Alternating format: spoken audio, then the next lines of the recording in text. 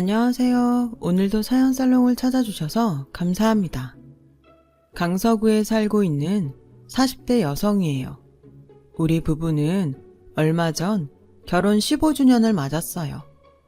연애 시절이 엊그제 같은데 15년이나 같이 살았다니 믿기지 않더라고요.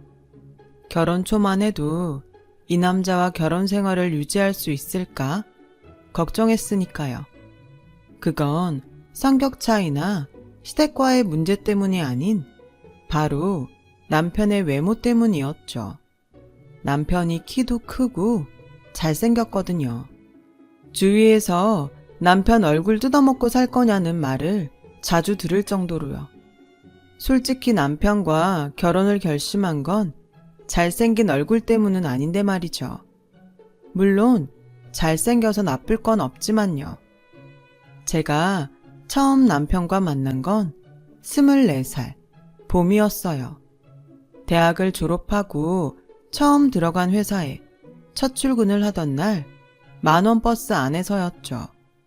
출근 첫날이라 서둘러 일찍 나섰는데도 차가 막혀서 지각을 할 판이었어요. 그런데 회사까지 새 정류장을 남겨두고 뜻하지 않은 일이 발생한 거예요. 글쎄 누가 제 엉덩이를 기분 나쁘게 쓰다듬지 뭐예요. 처음 당하는 일이라 어떻게 반응을 해야 할지 모르겠더라고요. 불쾌하고 창피하기도 하고 심장이 쿵쾅쿵쾅 뛰어서 아무 소리도 못 내고 있었어요. 그랬더니 이 변태 자식이 아예 대놓고 제 엉덩이를 움켜쥐지 뭐예요. 도저히 참을 수가 없어서 주먹을 꽉 쥐고 돌아서서 그대로 날렸어요. 그때 제 주먹에 코를 맞은 사람이 바로 지금의 제 남편이에요. 얼마나 세게 때렸던지 코피가 주르륵 흐르더라고요. 저는 남자를 노려보며 말했어요. 내 엉덩이 만지니까 기분 좋냐, 이 변태 새끼야? 그 순간 만원 버스 안은 술렁이기 시작했고 사람들마다 남자를 향해 한마디씩 해댔죠. 대개가 욕설이었어요. 그러자 남자가 코피를 닦으며 그러더군요. 저 아니거든요? 정말 아니에요. 정말 억울하다고요. 억울해? 내 뒤에 서 있는 사람이 너밖에 더 있어? 어디서 뻔뻔하게 거짓말이야. 너 같은 놈은 평생 깜빵에서 콩밥이나 먹고 살아야 돼. 저를 비롯해 만원버스 안의 승객들은 그 남자를 향해 경멸에 가까운 눈빛을 보냈어요. 그때였어요. 기사님이 큰 소리로 그러시는 거예요. 어떻게 경찰서에 세워줘요 말아요. 그런데 사람 마음이 참 간사하더라고요. 마음 같아선 당장 변태 자식을 경찰서로 끌고 가고 싶었지만 그랬다가는 출근 첫날부터 지각을 할 게 뻔해서 고민이 되더라고요. 그래서 결국 경찰서로 가는 건 포기하고 말았어요. 너 운 좋은 줄 알아? 첫 출근 날이라 그냥 보내주는 거니까 앞으로 내 눈에 띄면 죽을 줄 알아? 저는 남자를 노려보며 소리쳤어요. 살벌한 욕설을 섞어서요. 남자는 고스란히 그 욕을 듣고 있었죠. 그렇게 버스가 회사 앞에서 정차를 했고 저는 내리자마자 달리기 시작했어요. 근데 한참을 달리다 보니 글쎄 남자가 저를 쫓아 달려오고 있지 뭐예요. 순간 겁도 나고 이놈이 미쳤나 싶었어요. 설마 사람들 앞에서 망신 줬다고 복수하려는 거 아니야? 생각이 거기까지 이르자 경찰서에 가서 신고할 걸 그랬다는 후회가 밀려왔어요. 하지만 이미 버스는 떠난 후였고 일단은 회사 건물까지 죽기 살기로 뛰어야겠다는 생각뿐이었죠. 그렇게 달려서 회사에 도착하자마자 저는 숨을 헐떡거리며 소리쳤어요. 치안! 여기 치안이 있어요! 그 소리에 경비 아저씨가 달려왔어요. 저는 경비 아저씨 등 뒤에 숨으며 아저씨, 저 사람 성추행범이에요. 버스에서부터 저를 쫓아왔다고요. 경비 아저씨는 제 말을 듣곤 남자를 막아섰어요. 그러자 남자가 한숨을 푹 쉬더니 뭔가를 내밀더군요. 그건 다름 아닌 사원증이었죠. 영업부 직원입니다. 저 성추행범 아니에요. 저 여자가 오해하는 거라고요. 그 말에 경비 아저씨는 제게 되물었어요. 어떻게 된 거예요? 정말 성추행범 맞아요? 그러니까 저 사람이 분명 제 엉덩이를... 순간 출근을 하던 직원들의 시선은 온통 제게 쏠렸고 그 바람에 긴장한 저는 말도 제대로 나오지 않았어요. 그러자 남자는 정색을 하며 그러더군요. 100번 양보해서 성추행을 당했다 쳐요. 하지만 내가 그런 게 아니라고요. 좋아요. 내가 반드시 그놈 잡을 테니까 그때 가서 딴소리 하지 마세요. 그 순간 너무도 단호한 남자의 눈빛에 저는 압도됐고 정말 아닌가 하는 의구심마저 들더군요. 그래서 일단 얼마간의 말미를 주기로 하고는 그날 일을 마무리 지었어요. 그렇게 시끌벅적한 첫 출근을 시작으로 저의 첫 직장 생활은 시작됐어요. 하지만 집에서 회사까지 오가는 교통편은 그 버스 노선 하나뿐이었기에 다음 날도 저는 그 버스를 타야만 했어요. 한편으론 한번 그런 일이 있었는데 또 다시 당하랴 하는 안일한 마음도 있었죠. 그렇게 얼마간의 시간이 지나도록 저는 더 이상 버스에서 아무 일도 당하지 않았어요. 그래서 마음을 놓고 있던 어느 날 또다시 일이 터진 거예요. 그날도 어김없이 만원 버스에 실려 회사로 향하고 있었죠. 버스의 움직임에 따라 사람들이 떠밀리던 찰나 제 가슴 쪽으로 뭔가 닿는 느낌이 들었어요. 겁에 질려 비명도 지르지 못한 채 온몸이 굳어버렸죠. 그때였어요. 잡았다 이놈. 제 등 뒤에서 그 남자 목소리가 들리지 뭐예요. 돌아보니 지난번 남자가 누군가의 손을 잡고는 죽일 듯 노려보고 있더라고요. 남자에게 손목이 잡힌 사람은 다름 아닌 중년 아저씨였어요. 그 아저씨는 귀까지 빨개져서는 고개를 숙이고 있었죠. 정아름씨, 이놈이에요. 지난번 아름씨 엉덩이를 만진 놈도 오늘 아름씨 가슴을 만진 놈도 바로 이놈이라고요. 너희 새끼 어디 할 짓이 없어서 여자 몸을 더듬어? 기사님, 근처 경찰서 앞에 세워주세요. 남자는 마치 영웅이라도 된 것처럼 의기양양하게 소리쳤어요.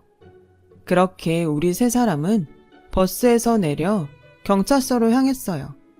중년 아저씨는 경찰서로 가는 내내 한 번만 봐달라고 사정을 하더군요. 이 사실이 알려지면 자긴 직장도 잃고 그렇게 되면 자식들 대학은 어떻게 보내냐면서요. 그러자 남자가 아저씨 멱살을 쥐었어요. 당신 자식 대학 보낼 걱정은 되고 남의 귀한 딸이 평생 트라우마 안고 살게 되는 건 걱정 안 돼? 네 새끼만 중요하고 남의 집 자식들은 어떻게 되든 상관없냐고. 개소리 집어치우고 잘 들어. 네가 회사에서 잘리든 이혼을 당하든 선처는 없어. 네가 그동안 상처 준 여자들 생각하면서 네 죗값 제대로 받아. 저보다도 오히려 더 화를 내는 남자를 보자 나도 모르게 안심이 됐어요. 처음엔 저한테 오해를 받은 게 억울해 적극적으로 나오나 했는데 경찰서에서 조서를 꾸미는 동안에도 온전히 제 보호자 역할을 해주는 걸 보면서 억울함이 아닌 마음이 따뜻한 사람이라 그랬다는 걸 알 수 있었어요. 2번이나 같은 버스에서 성추행을 당한 터라 많이 위축되고 겁이 났는데 이 남자 덕분에 안심이 되더라고요. 그래서 더 미안했고요. 경찰서에 들르느라 이미 출근 시간도 많이 지나버려서 우린 영락 없이 지각을 하게 되었어요. 미안해서 어쩔 줄 모르겠더라고요. 죄송해요. 제가 오해하는 바람에 괜히 누명만 쓰시고. 그리고 오늘 일은 정말 고맙습니다. 옆에 안 계셨으면 하마터면 오늘도 못 잡을 뻔했어요. 게다가 저 때문에 지각까지 하시고. 오해야 풀었으니 됐고 무엇보다 범인을 잡았으니 앞으론 마음 편히 버스 타세요. 그동안 마음고생 많았을 텐데. 그런데 그 다음 말이 더 감동이었어요. 그리고 앞으로는 출근길 버스 안에선 성추행 걱정은 안 해도 돼요. 내가 두 눈 크게 뜨고 지켜보고 있을 테니까요. 약속대로 남자는 출근길 버스 안에서 늘 제 곁을 지켜주었어요. 그렇게 몇 달이 지나자 우린 퇴근도 같이 하게 되었고 종종 퇴근 후에 영화를 보거나 맥주도 한잔하면서 많은 시간을 함께 보내게 되었어요. 소위 말하는 썸을 탄 거죠. 그런데 이 남자랑 같이 다니다 보니 저를 보는 여자들의 시샘어린 눈빛이 느껴지지 뭐예요. 난생 처음 받아보는 시선이라 왠지 내가 뭐라도 된 것처럼 으쓱하더라고요. 그래서 내심 이런 남자랑 사귀면 얼마나 좋을까 하는 생각을 하곤 했어요. 하지만 그런 생각을 입 밖으로 내뱉지는 못했어요. 괜히 고백했다가 거절당하면 지금의 이 관계도 끝나는 거니까요. 그래서 그저 언제 끝날지 모르는 이 상황을 즐기자는 심정이었는데 생각지도 않았던 일이 벌어졌지 뭐예요. 그날도 퇴근 후 둘이 영화를 보러 종로에 나간 참이었는데 글쎄 극장에서 전 남친과 딱 마주친 거예요. 저를 만나면서 양다리를 걸쳤던 놈이라 더럽게 끝난 사이였죠. 전 남친 옆에는 예쁘장한 새 여친이 있더라고요. 여자 혼자 처량하게 극장을 나오고 너 아직도 솔로야? 설마 아직 날 못 잊어서 그러는 건 아니지? 그럼 내가 너무 미안해지는데. 뚫린 입이라고 멋대로 짓거리더군요. 그때였죠. 팝콘을 사러 갔던 남자가 제게 다가왔어요. 자신에 비해 키도 크고 얼굴도 훨씬 잘생긴 남자가 제 곁으로 오자 전 남친은 물론 그의 여친도 놀라는 눈치더군요. 마치 안 싸웠는데 이긴 느낌이랄까? 암튼 그랬어요. 그런데 남자는 상황을 눈치챘는지 제 어깨에 팔을 두르며 마치 애인인 것처럼 행세를 하지 뭐예요. 자기야, 영화 시작하겠다. 들어가자. 그 말에 저는 고개만 끄덕였어요. 그렇게 아무렇지 않게 남자에 이끌려 상영관으로 향하는데 전 남친의 여친이 저를 부러운 눈빛으로 쳐다보더군요. 아마 그때였을 거예요. 제가 용기를 내기로 결심한 건. 영화가 끝나고 남자와 버스 정류장으로 가는 길에 저는 고백을 했어요.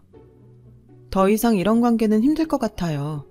제가 좋아하게 됐거든요, 그쪽을요. 수줍은 마음에 제 할 말만 하곤 도망치듯 가려는데 남자가 제 손목을 잡아 세우더라고요. 아니, 고백을 했으면 대답은 듣고 가야 되는 거 아닙니까? 잘 됐네요. 안 그래도 언제 말해야 하나 고민하고 있었는데 이참에 우리 사귀는 거 어때요? 서로 마음도 확인했겠다. 머뭇거릴 이유 없잖아요. 안 그래요? 나중에 안 사실이지만 남자는 버스에서 저와 처음 만났던 그날부터 저를 마음에 두고 있었다고 하더군요. 성추행범으로 물리는 바람에 상황이 꼬여서 관계가 틀어지면 어쩌나 많이 걱정했다고요. 다행히 진범을 잡아서 관계가 회복됐고 그날 이후 연애하는 기분으로 저랑 만날 수 있어서 좋았다나요. 그러니까 우리 정식으로 사귀자고요. 이미 연애는 시작된 기분이지만. 남자는 멋쩍게 웃으며 말했어요. 그렇게 오늘부터 1일이 시작된 거죠. 따지고 보면 그날 이후 특별히 달라질 건 하나도 없었어요. 사귀기 전에도 출퇴근을 이미 같이 했고 영화도 보고 술도 마시고 남들 데이트하는 것처럼 다 하고 지냈으니까요.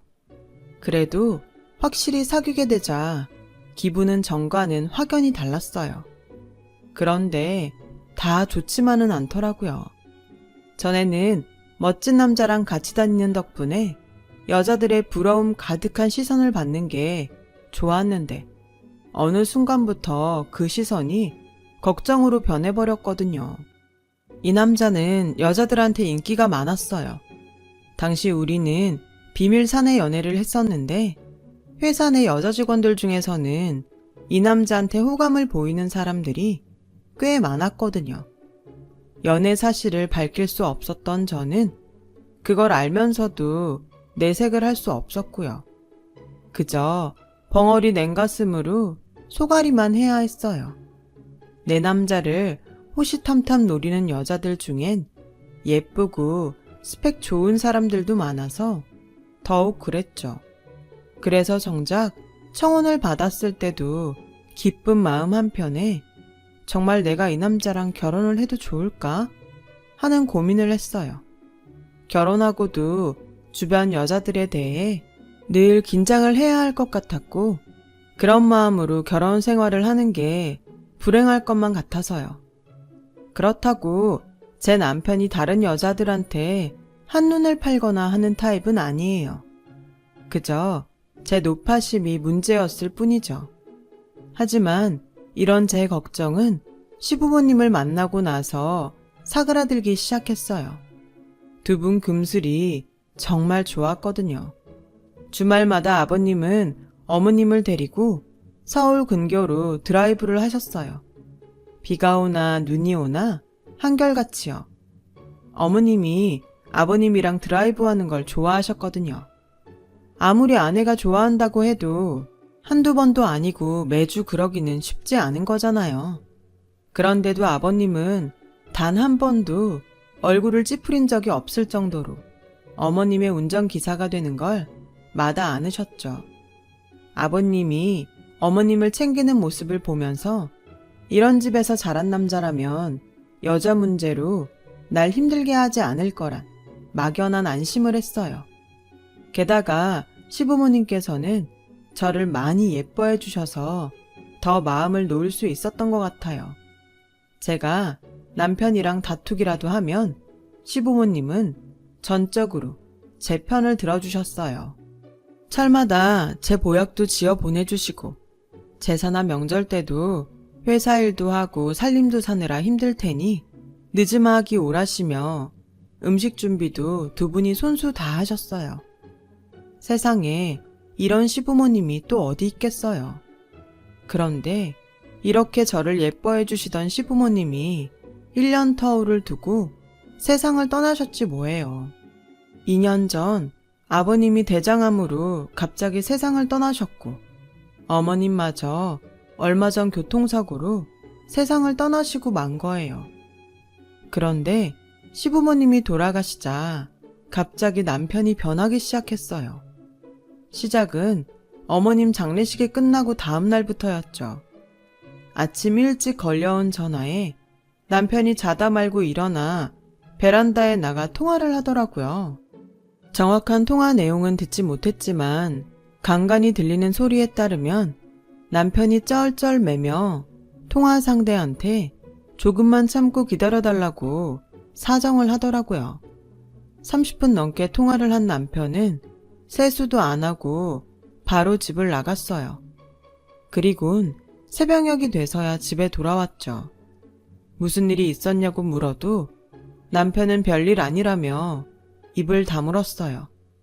그리고 당장 그 주부터 남편은 주말마다 아침 일찍 집을 나섰고 늦은 밤이 돼서야 집에 돌아오곤 했어요. 남편의 이런 행동에 그동안 잊고 살았던 걱정들이 수면 위로 떠오르기 시작했죠.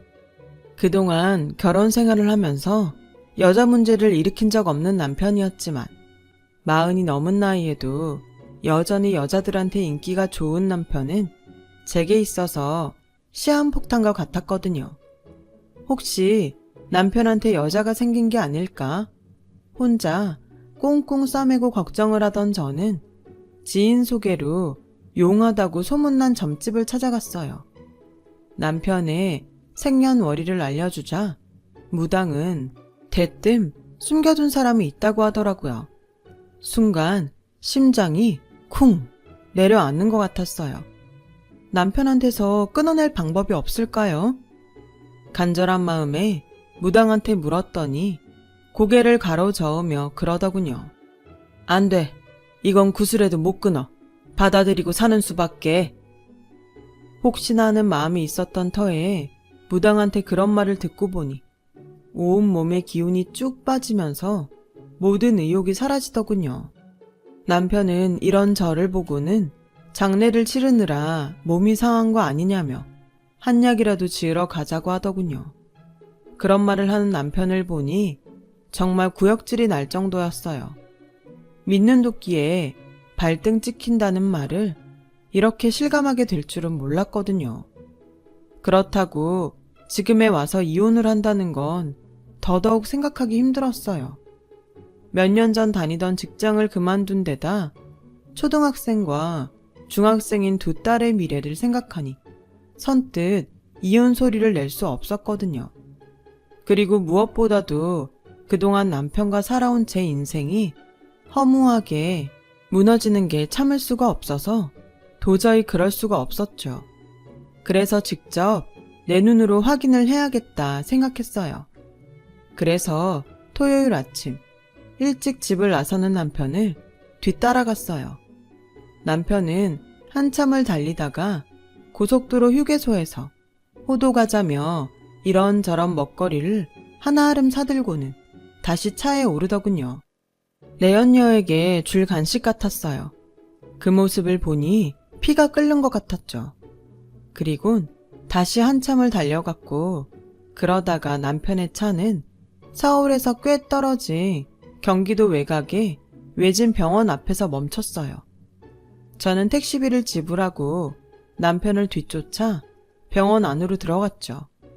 가보니 남편은 면회실에서 누군가를 기다리고 있더라고요. 아마도 내연녀가 병원에 입원 중인 모양이었어요.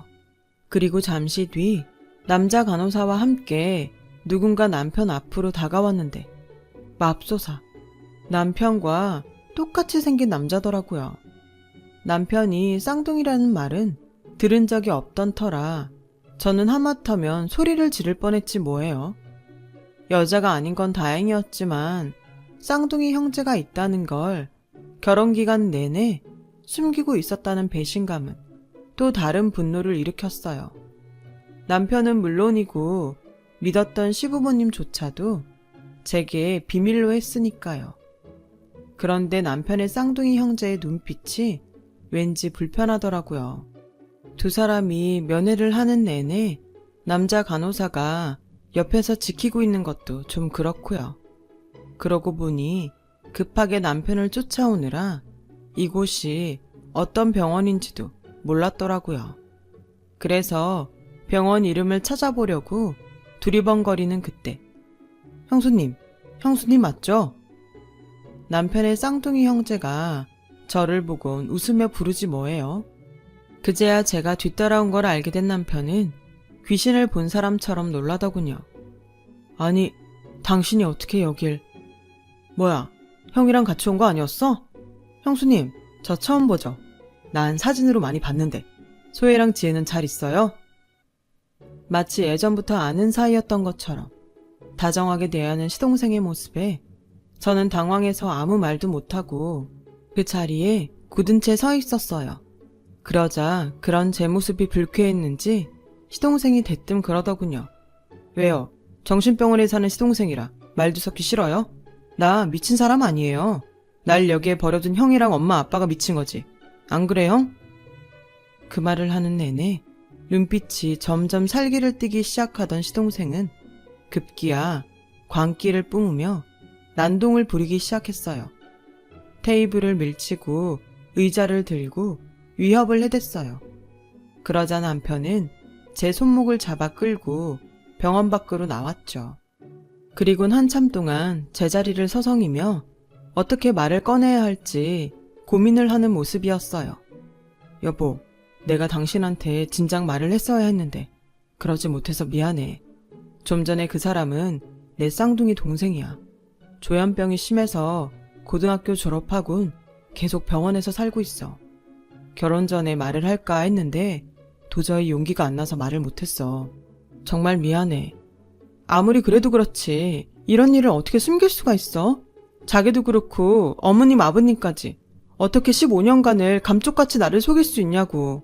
나한테 말하면 내가 이혼이라도 하자고 그럴까봐 그랬어? 왜 날 이렇게 나쁜 사람을 만들어?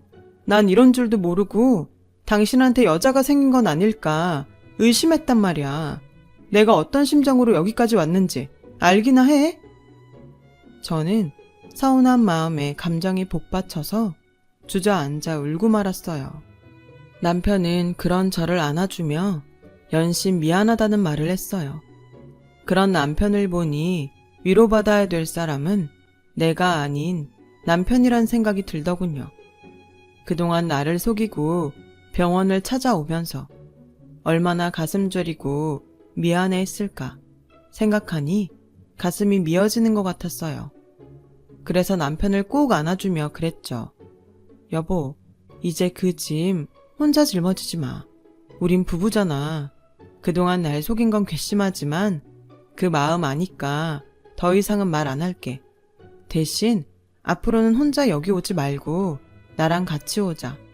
당신 동생이기도 하지만 나한텐 시동생이기도 하잖아. 응? 그 짐 나랑 같이 짊어지자. 난 당신 혼자 힘든 거 싫어. 그래 줄 거지? 제 말에 남편은 눈시울이 붉어지더니 이내 아이처럼 엉엉 울기 시작했어요. 저는 그런 남편의 등을 쓰다듬어 주며 한참을 다독여 주었어요. 그동안 이 남자가 얼마나 힘들었을까 생각하니 가여워서 마음이 아팠어요. 집으로 가는 길에 차 안에서 남편한테 물어보니 그동안은 시부모님께서 주말마다 면회를 다니셨다고 하더군요. 시부모님의 주말 드라이브는 병원에 있는 작은 아들 면회를 위한 거였죠. 오랜 시간 며느리한테도 말 못하고 꽁꽁 숨겨야 했던 두 분은 또 얼마나 괴로우셨을지 마음이 찡했어요. 그건 부모님이 두 분 다 돌아가신 이후로 동생의 면회를 맡아야 했던 남편도 마찬가지였어요. 이런 남자를 무당 말만 듣고 바람남 남편으로 오해를 했다니 창피하더군요. 그래도 무당 말이 다 틀린 건 아니었죠. 남편과 절대로 끊을 수 없는 사이란 건 맞았으니까요. 결국 용하다는 무당 말은 반은 맞고 반은 틀린 셈이에요. 그렇게 남편의 외도 추격전은 엉뚱하게 끝이 났고 그 후로 우리 부부는 시부모님이 그러셨던 것처럼 주말마다 드라이브를 나섰어요. 이런 우리 부부를 보고 중학생 큰 딸은 이러다가 늦둥이 막내 동생을 보는 거 아니냐며 놀려대더군요. 남편과 저는 그런 딸들의 우스갯소리를 들으며 여전히 주말 외출을 하고 있어요. 생각 같아선 두 딸들한테 삼촌의 존재를 알리고 싶긴 하지만 시동생 상태가 심각해서 그러긴 힘들 것 같아요. 나중에 두 딸이 이 사실을 알게 된다 해도 제가 그랬던 것처럼 딸들도 이해해 줄 거라고 믿어요.